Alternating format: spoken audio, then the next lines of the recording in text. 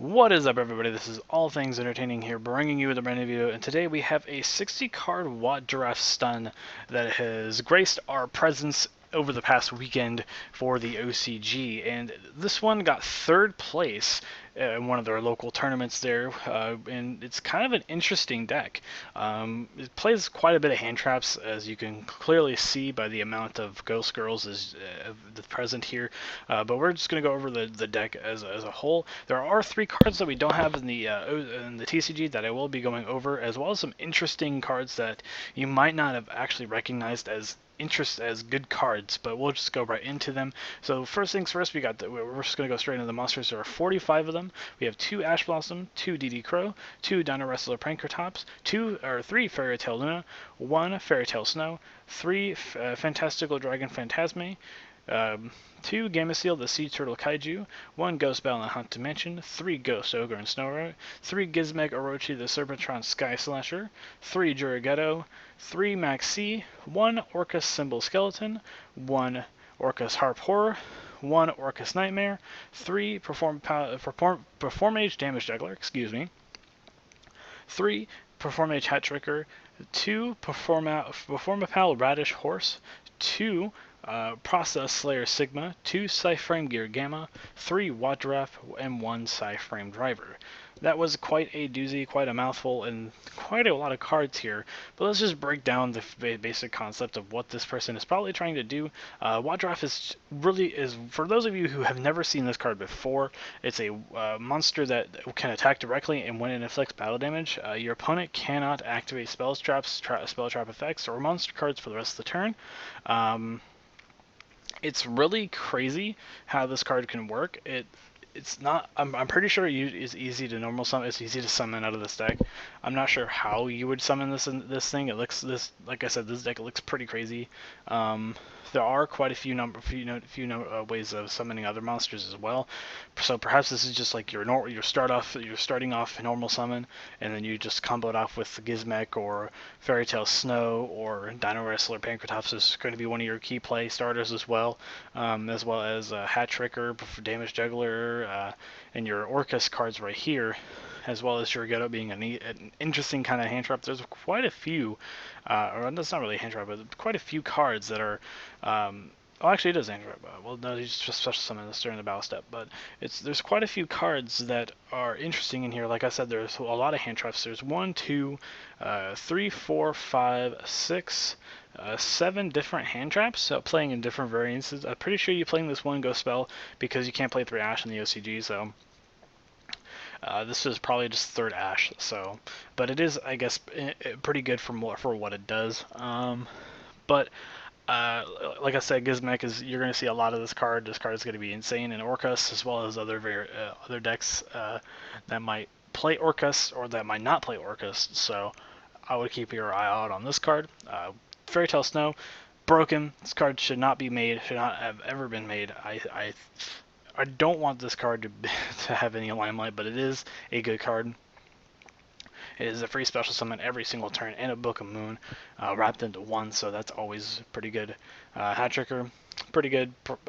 Damage Juggler, pretty good for what it does.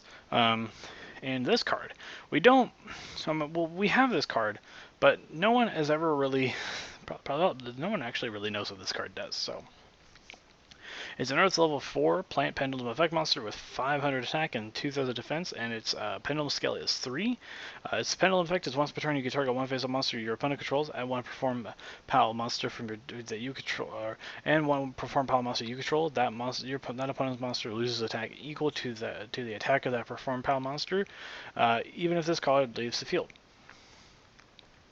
The monster effect is if your opponent controls a special summon monster and you controls at least as many monsters as you do, you can special summon this card from your hand.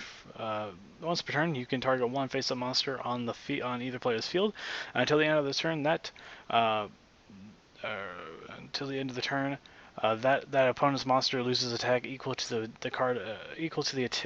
this card's attack, and if it does, that monster you control gains attack equal to this card's attack. So it's basically just there probably for the free summon. Its second effect probably comes in handy a little bit over time, but you're mainly just going to be trying to summon this card off of itself. We also have this card. It's a Process Slayer Sigma. It's interesting. If you control no monsters in your extra deck monster zone while this card is in your hand or graveyard, you can special summon this card, but banish it when it leaves the field. Also, you cannot special summon monsters from your extra deck for the rest of the turn except Cyberse monsters. You can only use this effect once per turn. If this card you control is used for a synchro summon of a Process Slayer monster, you can treat it as a non-tuner. So that's pretty cool. It's a free summon. But it locks you out of your Cyberse monsters, which is not nothing to really worry about. You're playing quite a few Cyberse monsters. You're playing you're playing Zoroboros. You're playing your Decode Extender.